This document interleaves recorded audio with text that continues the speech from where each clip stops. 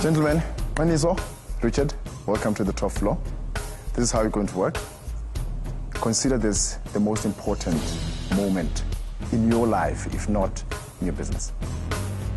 Whatever you're going to say now will determine the future of your business. They're going to give you time to pitch, ask you a few questions, and then see if one of you will get to the stage of negotiations or none of you will get to the stage of negotiating for the deal. Umcimbi uqala ngoku. Good luck. Gentlemen, welcome to the top floor. We came here to spend and invest money. Impress us. Qiniso, give us your 1 minute pitch. My name is Qiniso Mazubane, founder and managing director of Rize Information Systems. I'm looking for 2 million in exchange for 20% of the company. The company is divided into 4 divisions. The main division is networks, which we've invested a lot of money in it. We currently service a host of clients, different number of them. We've got web services where we offer hosting and web development, and then we've got software development. I've been running for the past 3 years. We started from nothing. I quit my job, I had nothing.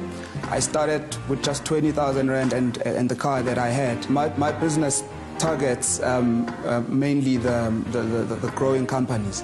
And that segment of the market has been sort of not been looked after so well, and they need companies like me to sort of come up, they structure their systems, offer them infrastructure from ground up, and ensure that they've got all the support, the nitty-gritties. In the past 12 months, we turned over 600,000 profit. I'm making half of that, 50%. And how many staff are you?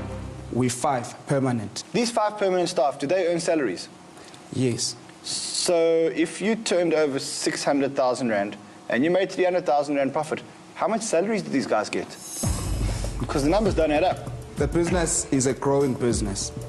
So what happens is that some of the guys, I get interns and I train them. Okay, what are you going to do with this 2 million Rand? I would market the business. I would get more infrastructure into the business. I would spend it onto operational expenses. I would go big with the business. Let me stop you.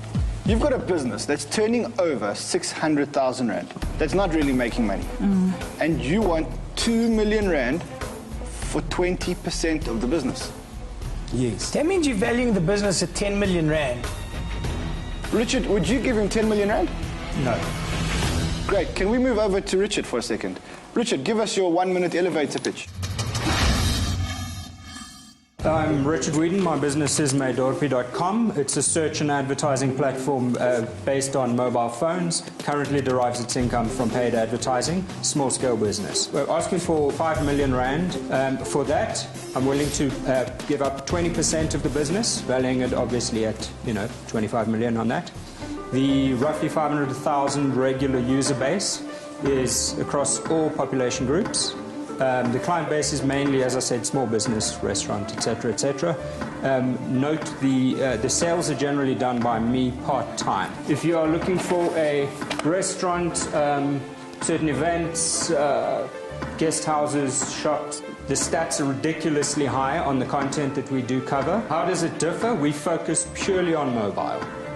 Okay? That is the giant bulk of the search for this type of content. How does it differ? We get sometimes 5 times the amount of searches that they get for the same content. The content is mostly paid clients, or a large amount of it is paid clients. We deal with those clients very directly. It's a sales-driven business. It's about driving sales to them. They see often massive results. We completely dominate over all competitors. How long has this business been running for? 2.5 years. And how much money did you make last year?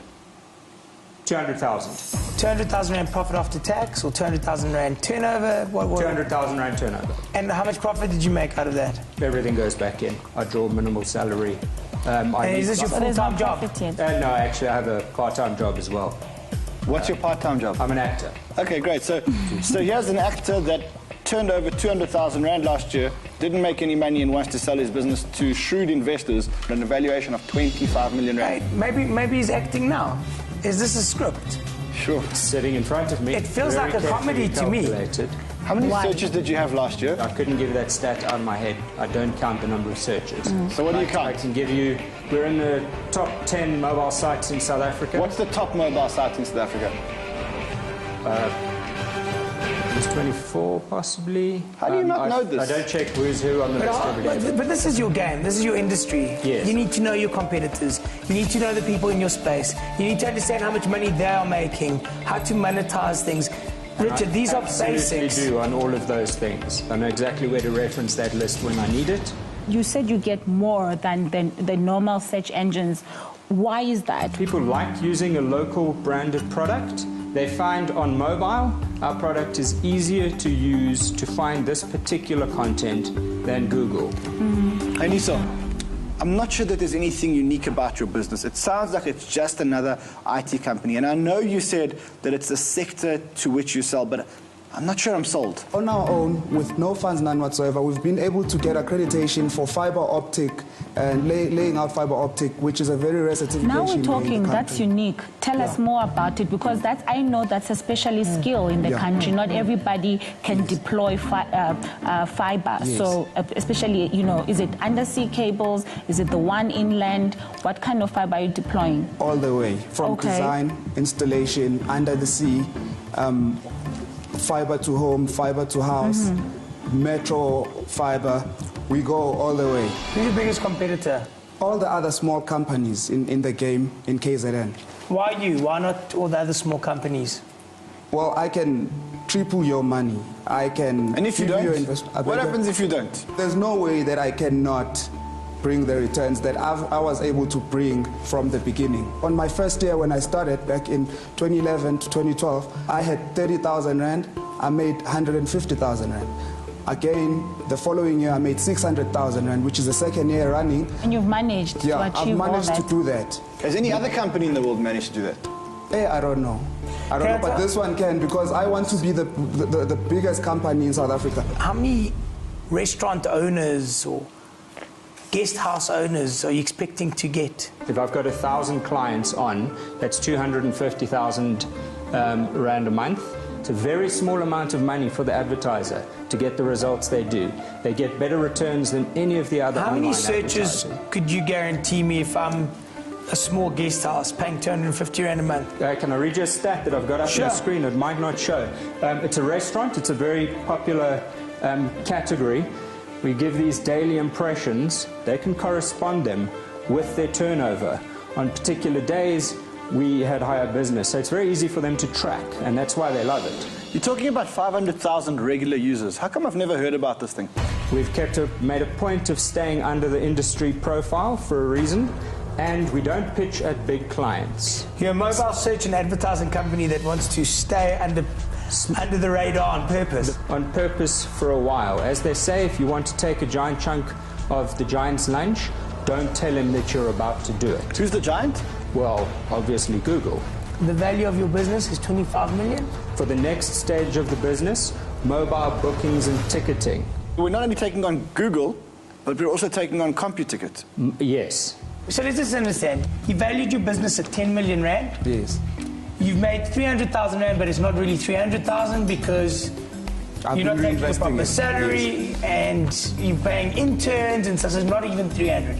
But let's give you the benefit of the doubt. Even if it's 300,000 that you're making, you're valuing your business at a 30 PE. I'd rather put my money in Facebook. That's what you But compare yourself Facebook to. can't triple your money. The question is, can you? Definitely. Yes, yes. I think we've heard enough. Yes. I think we've got a lot to talk about. Great numbers, IT companies. Technology is vast and always grows. It changes our lives. I'm just hoping that you've got sufficient information to make a decision. Yeah. For now, For now, we need to deliberate. we're going to give them a few minutes to deliberate and obviously to see if one of you or none of you is investable. Let's go.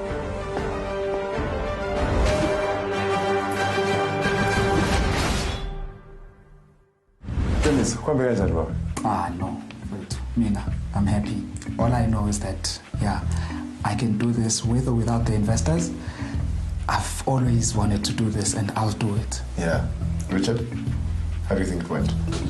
No, I've got all the questions I was expecting to get, provided most of what I would hope to in the time. Obviously, I have a complicated business that's not that easy to just carry across in a short time. But yeah, hopefully they liked it, and maybe they make an offer, and maybe I take it. Yeah. So let's talk about the IT business. Ndiza? Ndiza. Ndiza. It means fly. Okay. I mean, this guy came with the craziest financial projections without any type of logic or rationality. He will triple the money every year as he has done. But Ran, I don't think he's going to do badly. He's got passion. He's got that entrepreneurial skill because he's been doing it on his own. A lot of people don't get that basic need to succeed at all costs. He's got it. I'm wary. There's a lot of empty promises there, and usually people who can't express their promises or can't keep up with their promises, they scare me. This is a guy who's got to learn how to grow on his own back, and realize the value of money. To come onto a TV show, to ask for 2 million rand, and to claim that you're going to triple it. I mean, come on, this is not the first time we've seen it. Yeah. But Ran, you're being very harsh considering that what we saw after that on Richard's side. What do you say? I think there's a lot of contradiction in what Richard was presenting. 1 minute he says he wants to remain small. Another minute the figures in terms of the hits are very large. Yes, it's My Dorpi, and My Dorpi, okay, there's issues with that name, I'm sure it agrees. It sounds small just on its own, but that's an issue for another day. And towards the end, he's pushing more of the bookings and ticketing. I think he actually has got something. He has, I mean, if he is getting 500,000 unique users, and I'm a little bit skeptical about that number, but let's make the assumption that those numbers are true. He has got something. Qiniso, Richard, it hasn't been easy, but hey, you never know. Maybe those tough questions were to make sure that they're clear, and hopefully one of you will advance to negotiation stage. Or maybe none of you will. We don't know. Let's find out. So, gentlemen, maybe we should tell you which business we're going to invest in.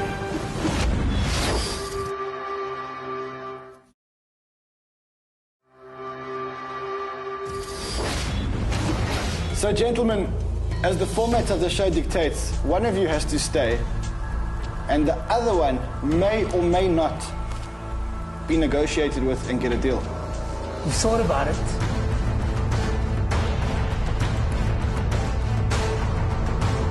And neither of you are going to get any money, unfortunately. There's nothing compelling enough for us to go for either of the businesses. So thank you very much, gentlemen. Oh, well, gents, that's the decision on the top floor. Unfortunately, none of you can even advance to negotiations, which means none of you will get a deal. The investors do not find your ideas investable. Gentlemen, you may leave. Thank you for coming. Thank you, guys.